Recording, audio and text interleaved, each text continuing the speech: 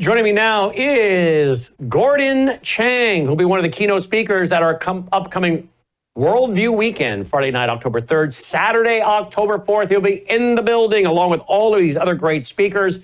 And you want to get your tickets now. Worldviewstore.com, worldviewstore.com. Dr. Chang, welcome back to the broadcast. Thanks for being with us.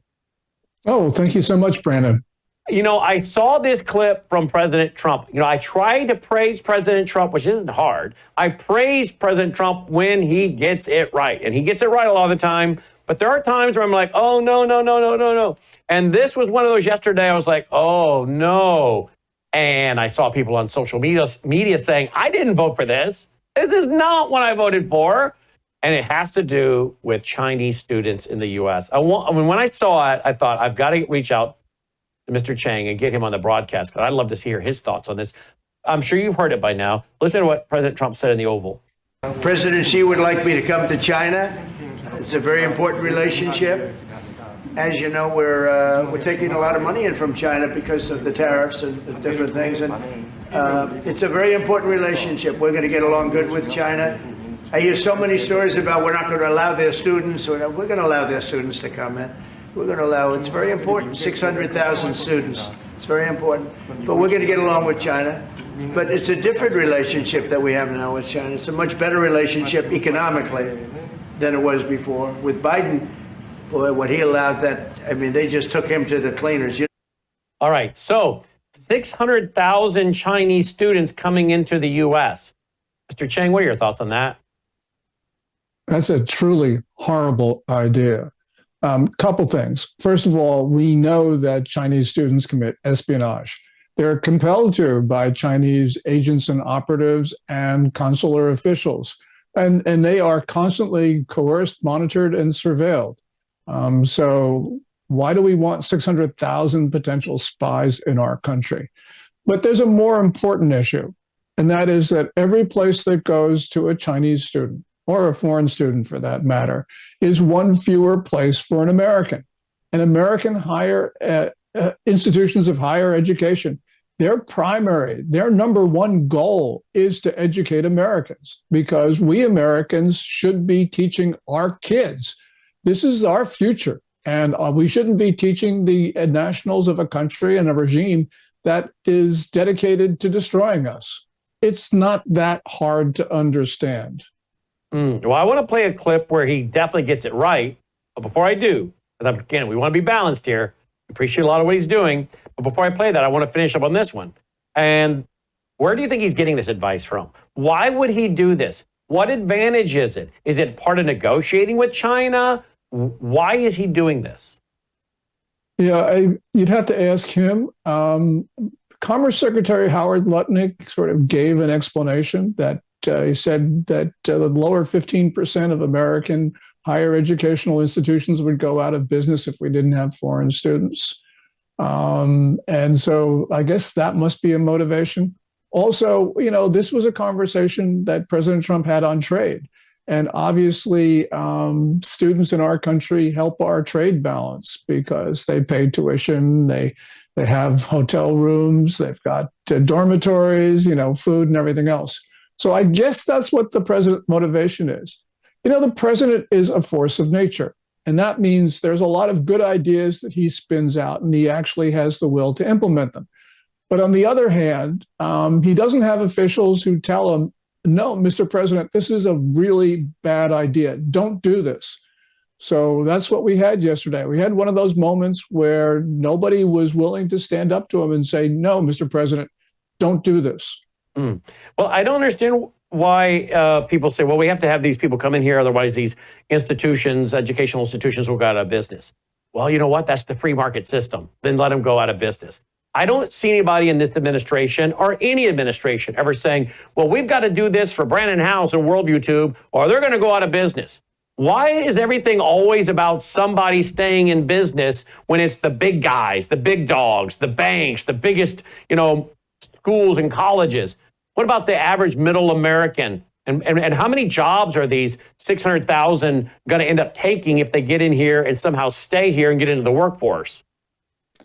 Yeah, well, there's that. But the answer to your question, I think it's because big, powerful institutions can donate a lot of money. They can mobilize votes. The rest of us, we've got more votes, but we aren't organized. And that's why it's important to have programs like yours so people can be informed and they can go out and take their decisions and go in and translate them into votes. That's what we common Americans have got to do. Absolutely. All right. Well, now we want to say when he does great and says something good, we want to point that out. We're trying to be balanced here, guys. And he does get gold stars again for this one. Here we go. Well, I heard that there were raids on churches over the last few days, very vicious raids on churches by the new government in South Korea. That they even went into our military base and got information. They probably shouldn't have done that, but I heard bad things. I don't know if it's true or not. I'll be finding out. As you know, your new president's coming in just a couple of hours, coming here. I look forward to meeting him. But we won't stand for that. We just won't stand for that. Okay, tell me about that, please. Yeah, Lee Jae-myung, who is the new president of South Korea, is a leftist. He's very pro-China, very pro-North Korea, very anti-U.S. In 2021, when he was running for the nomination of his Democratic Party of Korea, he actually called American troops in Korea, quote unquote, an occupying force. But even more explosively, he blamed the United States for the continuation of the hated Japanese colonial rule. Now, both of those comments were unfounded. They're wrong, and they're really the result of his hatred of the United States. So we have seen Yi as president. He was elected in early June, June 3. We have seen him attack the institutions of a free society in South Korea. And that's what President Trump was referring to. And it was great that our president called that out. This is going to be important. Now, during the public comments, during the public session with Yi, President Trump was fine. He didn't embarrass the South Korean president. It wasn't like Zelensky in February. But I'm sure that the conversations in the private session that followed were much more tense. And that's a good thing, because we need to call them out for the anti-Americanism and for the attacks on democracy, because Yi is going to turn South Korea into the next Venezuela, into a one-party state, if people don't stop him. And one more thing, Brandon, if I may, and that is the people of South Korea don't agree with their president. They are very pro-American. Even the leftists want the United States there. So we've got a political system right now where the leader is not simpatico with what the people on the street think. And so what it sounds like is that South Korea will basically merge in some way, or at least with ideology, with North Korea. Well, that's a real possibility. Now, we have survived 3 leftist South Korean presidents before. And so I think there's a feeling in Washington that we can survive Yi. But I'm not so sure that's the case, because Yi is much more determined, much more ruthless than the 3 previous leftists. And as well, China is much more aggressive. So we're facing a more difficult situation. Now, Moon Jae-in, the last of those 3 leftist presidents, actually did want to merge South and North Korea together. And probably Yi wants to do the same thing. We know that Yi has appointed a lot of communists, a lot of pro-North Koreans into his government. So we know that those advisors want him to do that. So tell the listeners tonight, why should the average American care about what happens to South Korea? Because for more than a century, we Americans have drawn our Western defense perimeter, including South Korea. It's off the coast of East Asia, starting and anchored in the north by South Korea. And so really what we have got is we want to face the Chinese not in Hawaii or Guam or even in California. We want to confront the Chinese far away from our shores, and South Korea helps us do that.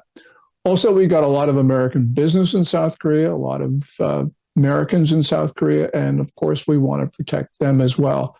But South Korea right now anchors that Western defense perimeter. So defending South Korea is very much defending the United States. Great answer, and that's why we do this show and interview people like you, so people can get up to speed and understand that when we work with countries like South Korea for that, we are still being America first because it has to do with our national security, right? Absolutely. This is not some sort of, oh, let's help some foreigners because it's a nice thing to do. This is very much in our interest. Let's go to this one you tweeted today. The Philippines, fresh from a signing pact with Australia, has powerful friends. China is outgunned in the South China Sea. Speak to this, please. Yeah, well, the Philippines inked a defense pact with Australia. It's not a formal military treaty, but it will end up with military cooperation. And of course, the Philippines has a mutual defense treaty with the United States. We are seeing countries come to the assistance of the Philippines with all sorts of deals. And that's important because Philippines is where the next great war can start. You know, a lot of people talk about Taiwan, but I think it's more probable that we will see a conflict begin in the South China Sea at some Philippine island, reef, or shoal, especially at a place called Scarborough Shoal or Second Thomas Shoal, where China is now engaged in some very belligerent and very dangerous activities. And my concern is that because of the political turmoil in Beijing right now, the Chinese officials and leaders, they cannot de-escalate. So if something really wrong occurs, this could spread very fast. Throughout the region, we could be basically in the Third World War. Whoa. All right, in the last final minutes here, let's talk about Gavin Newsom. You put out something today, or August 25th, I should say, yesterday. More evidence that Gavin Newsom is China's candidate for 2028. Now, I think I know you well enough to know that's not hyperbole. You believe he's actually being backed by the CCP to get to the White House, much like Biden was, correct? Yes. And the reason is that we have seen on X, one of the accounts of a People's Armed Police poster, another official propagandist for the Communist Party, for the last week has been putting out tweet after tweet about how Gavin Newsom is wholesome American and how J.D. Vance is not. So, for instance, we have these side-by-side photos, one of which you showed. J.D. Vance was at the Wailing Wall, and we see Gavin Newsom on Beijing's wall. Also, there was this great side-by-side of Gavin Newsom probably on a California coastline, staring out, with the ocean and his family. And we have J.D. Vance's family in front of the Taj Mahal. And the question is, which one is more American? So clearly we're seeing propaganda that is meant to portray Gavin Newsom in the best light possible. And they're talking about 2028 in one of these postings. So it's very clear what they want. They want Gavin Newsom to be president of the United States. And that, to me, says we got to be worried that he's a Manchurian candidate. And I think he has a shot at winning, particularly if we don't clean up these machines and voter rolls and dirty voter rolls, et cetera, et cetera. Of course, he's got the media on his side. Yes. I mean, 2028 is a long way away and anything can happen. So, yeah, he has a really good shot at it. And you're starting to see a lot of people get behind him. And we know that Beijing in 2020 was very effective in the campaign. They supported Joe Biden over Bernie Sanders in the Democratic Party primaries. They supported Biden over Trump in the general election. They got their way both of those times. So Beijing is really good at influencing elections, national elections. So let's be concerned about what they will do if they get behind in a bigger way Gavin Newsom. They've already signaled they're going to do that. I think we're going to see more pro-Gavin Newsom propaganda out of the Chinese. And of course, he's passing legislation, pushing legislation that is so horrific, hard to believe in California. Stuff that's just like ripping parental authority away. We've been fighting a bill there with many people out of California and covering it extensively with attorneys that are testifying in California about a bill that would allow you to sign one piece of paper and take a child out of school. And then this government, the state of California, works to get their name changed and hide them from the parent. And they get sex change, abortion facilities, all this stuff. hiding them from parents. And of course, if your child is taken from a state and gets there, then they're going to be hidden away there. It's hard to believe we're talking about California, and yet you look at that guy, you say, this is the Marxist ideologies at play. Well, now apparently we know why he seems to be the CCP candidate. Yes, I mean, Mao Zedong, when he took over China, purposely tried to break apart families. And what we're seeing right now on the left is an assault on the American family. So we need to start defending families because that's defending our country. I'm so concerned about the rise of anti-Semitism. I'm sure you are as well. I don't have to agree with everything the Israeli government does for me to, from my worldview, understand that racism is wrong, that anti-Semitism is wrong, that, you know, and as a Christian that loves to study the book of Daniel, Ezekiel, the book of Revelation, you know, I understand that God has a plan also for many of the Jewish people in his end-time economy. And I have a reporter on the ground in Israel. And I'm so bothered by this rise of anti-Semitism. And I'm shocked at what people say online. It sounds like something out of the Third Reich. And yet they still have followings. They still have massive numbers. At least that's what it says on their social media. I'm thinking, who is funding these people? Who in America is buying the products, or who's their advertisers? How are they paying their bills? Do enough Americans really believe this anti-Semitic neo-Nazi claptrap? And I have to wonder, is China behind any of this? Absolutely. You know, that what you showed from X, there was Gavin Newsom on the wall in Beijing, Great Wall in Beijing, and J.D. Vance was at the Wailing Wall. And it was supposed to be an unfavorable comparison of J.D. Vance. We know that these X accounts, Twitter accounts from Chinese propagandists, they are racist, you know, because the Communist Party is based on Han nationalism, which is inherently racist. But especially over the last month or so, you've seen anti-Indian, anti-Japanese, and anti-Israeli propaganda, which is vicious. It is just absolutely vicious. It is racist, and the Communist Party is behind this. So the racial tension that's rising in America the last few years, and I live in Memphis. I live outside of Memphis, and you're going to be here October 3rd and 4th. This is a very, has been, you know, traditionally a tense racial town. But I've been here now almost 21 years. My parents are born and raised, my grandparents, my great-grandparents, our whole family history is from here. I can tell you, this is largely a town that historically, as I said, has been charged, particularly with the murder of Mr. King here, Martin Luther King, MLK. This is largely a town that gets along, okay? Do we have some rough spots, a few rough spots in town? Yeah, and you don't want to go to those rough spots, just like you have everywhere in the country in different major cities. But there is not the overt racism here. And I think America was doing very well. We elected a black president, Barack Obama. We have, you know, many people that have risen to high places in government.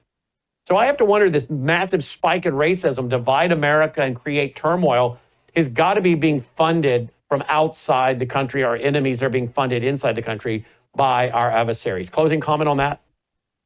Yes, and Beijing has been behind, for instance, a lot of the racial propaganda that has exacerbated divisions in our country.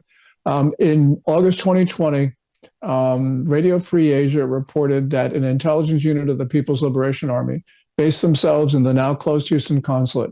And there they used big data to identify Americans likely to participate in Antifa and Black Lives Matter protests.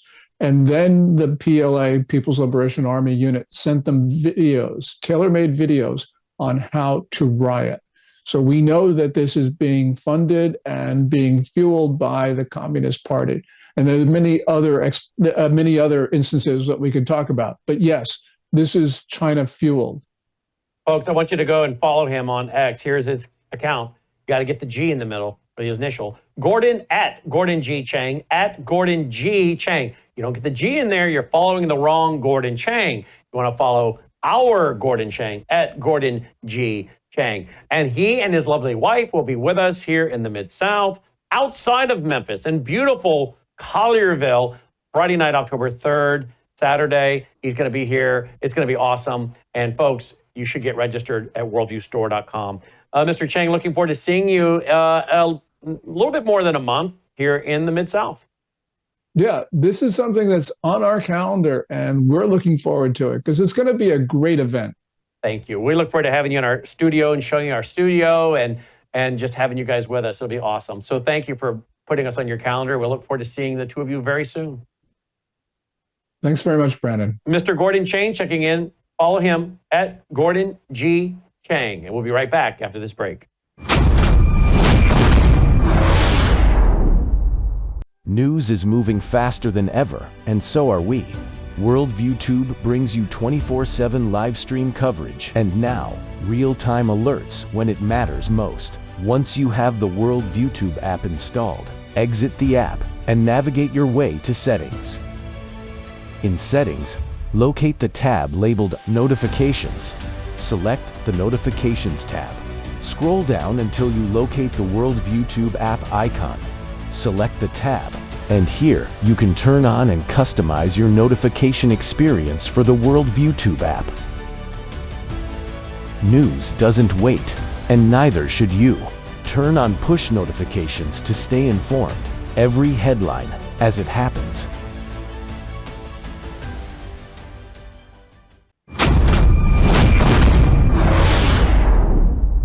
All right, guys, that's our broadcast for tonight. As always, don't forget about our national conference, Friday night, October 3rd, Saturday, October 4th. Full details, hotels, topics, speaker bios, everything is at worldviewstore.com, worldviewstore.com. And then also we have the Thursday night optional banquet. That's optional, worldviewstore.com. Hey, get your free business cards there, too, while you're there. Get the free business cards, right, Dolly? Get your free business cards, and you can pass them out to your family and friends. Pass them out to your family and friends and tell them all about Worldview Tube. They're printed front and back. Give them out to people. We've now shipped out how many of these, guys? Last I heard it was like over 20,000 of these now. So get them. They're free. Packs of 20. Packs of 20. Worldviewstore.com. All right, roll the music, guys. Let's call it an evening. Don't forget again about all the great products at worldviewtube.com/sponsors, like Numi. I swish with this every day, loaded with glutathione to detox my cells.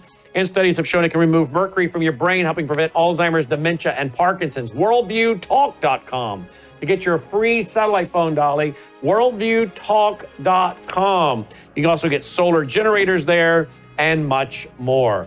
All right? Again, another way you can support us is worldviewfoundation.com. Help us keep pushing out free programming. Till next time, I'm Brandon House. May God save America. Take care.